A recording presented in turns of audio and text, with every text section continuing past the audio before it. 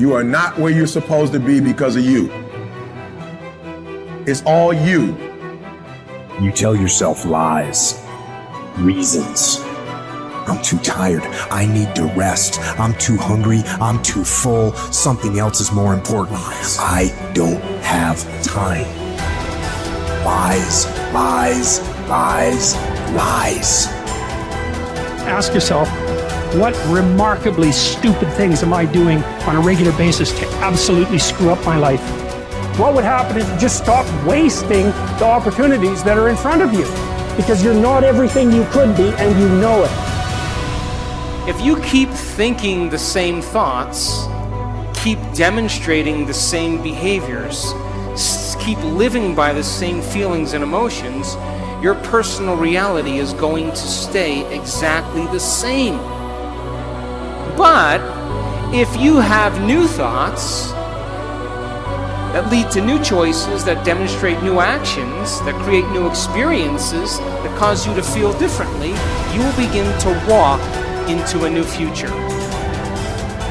I need you to confront you because you're the one holding you up. I need you to look in the mirror and tell you, you are not going to do me like this no more. You're not going to continue to sabotage me. You're not going to keep procrastinating. You're not. You know you should be further in life, but you keep letting you slide. Hold you accountable and don't let you off the hook. If for 10 years, if you didn't avoid doing what you knew you needed to do, what would you be like? You'd be 10 times more efficient, 20 times more efficient.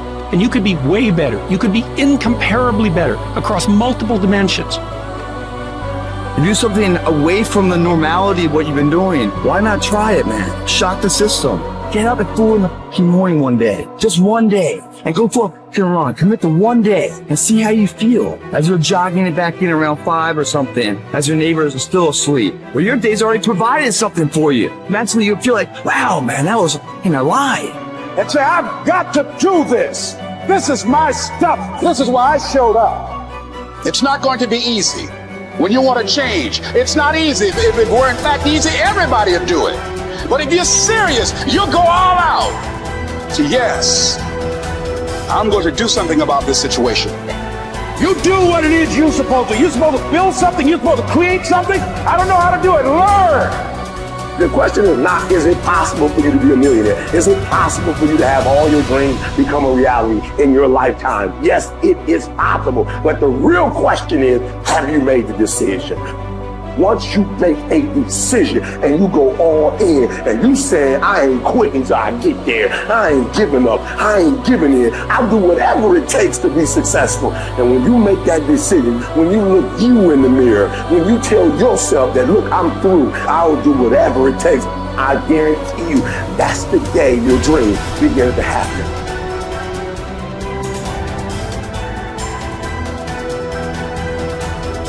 So then, when you have a purpose or a vision or a mission or an intent that's bigger than you, it means it signifies something that's ongoing. You could have a purpose to go east, and there's never an end to east. You could have a purpose to be healthy. There's always more health to have. You could have a purpose to be wealthy. There's never an end to wealth. You could have a purpose for knowledge, and there's never an end to knowledge. It signifies a direction. My purpose is to transform individuals in order to transform a culture. And I'm clear on that purpose, and it gets me up in the morning every single day. So then, how do you bring a vision from the world of possibility into the world of reality? From thought all the way down into matter. From what we say in quantum physics, from the wave of possibilities all the way down into the particle. From the immaterial, something that doesn't exist yet, into the material. From the world beyond the senses to the world of the senses. How do we do that? Well, it requires then setting up goals in alignment with your purpose. So let's just say you have a purpose to go in a certain direction. Your purpose signifies a direction, but your goals should always be in alignment with your purpose. And people who have goals in alignment with their purpose, Their goals are a natural side effect of them being on purpose. So then what about getting healthy? You may say, okay, I want to lower my heart rate. That's one of my goals. I want to lose, 10 kilos. I want to have more energy. I want to wear a new wardrobe and have a new relationship. This is the short-term goal at the beginning, and the long-term goal is at the end. And as long as you keep making the same choices, demonstrating the same behaviors, reproducing the same experiences, feeling the same way, you'll arrive at all of those goals. What about becoming abundant? You may say you want to be wealthy, and to me it doesn't matter. Wealth is a state of mind. You may want to start a new business.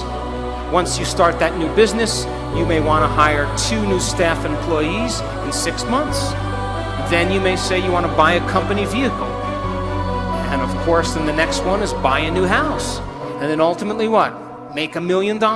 Why not? If that's your goal, to reflect your purpose, then you should arrive at it. Are you still with me?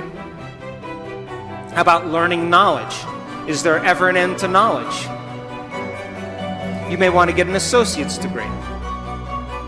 And then you may want to get a bachelor's degree. And then you may want to get a master's degree. You may want to get a doctorate degree. And then you may want to finally do research.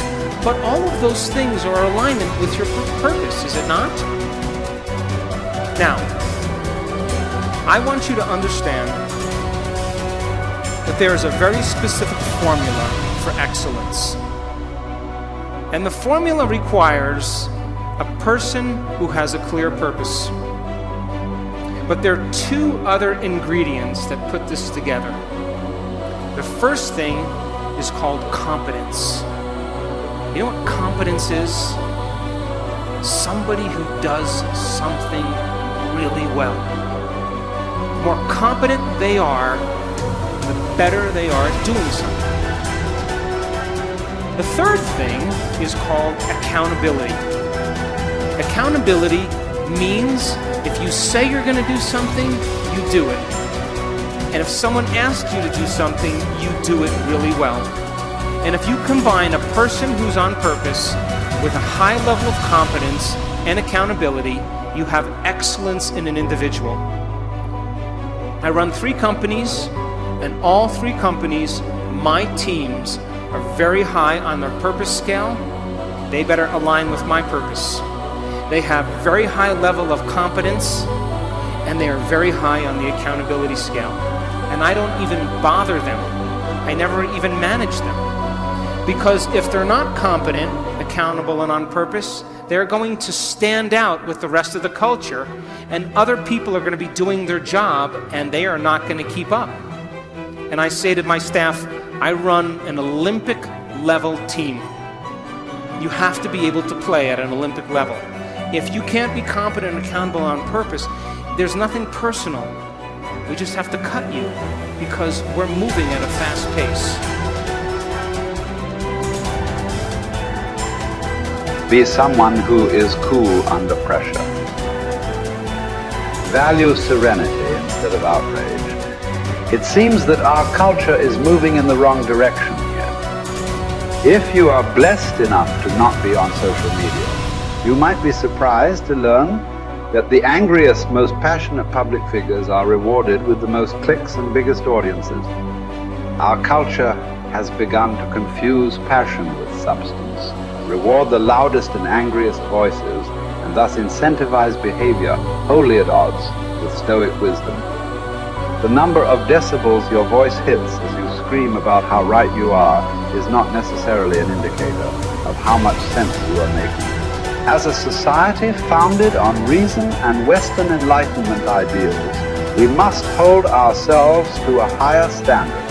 We have to collectively stop allowing emotion and passion to pass for reason and factual debate. The media's goal is to literally challenge your ability to be still. A tough American intent on improving upon their current self, is not tricked into an emotional reaction by these headlines. You do not write an angry tweet. You do not hurl an insult. You are cool and measured and skeptical. You are curious what the agenda of the journalist might be and what facts or context they might be leaving out. You seek out a different story on the same topic from an opposing view, and you find out that many of the claims made in the original story were convincingly debunked. And just like that, you are a Zen master of stillness and stoicism. I will not quit in the face of danger or pain or self-doubt. I will not justify the easier path before me. I decide that all my actions, not just some matter. Every small task is a contribution toward a higher purpose. Every day is undertaken with a sense of duty to be better than I was yesterday, even in the smallest of ways. I seek out hardship. I do not run from pain, but embrace it, because I derive strength from my suffering. I confront the inevitable trials of life with a smile. I plan to keep my head to be still when chaos overwhelms me. I will tell the story of my failures and hardships as a victor, not a victim. I will be grateful. Millions who have gone before me have suffered too much, fought too hard, and been blessed with far too little for me to squander this life. So I won't. My purpose will be to uphold and protect the spirit of our great republic, knowing that the values we hold dear can be preserved only by a strong people. I will do my part. I will live with fortitude.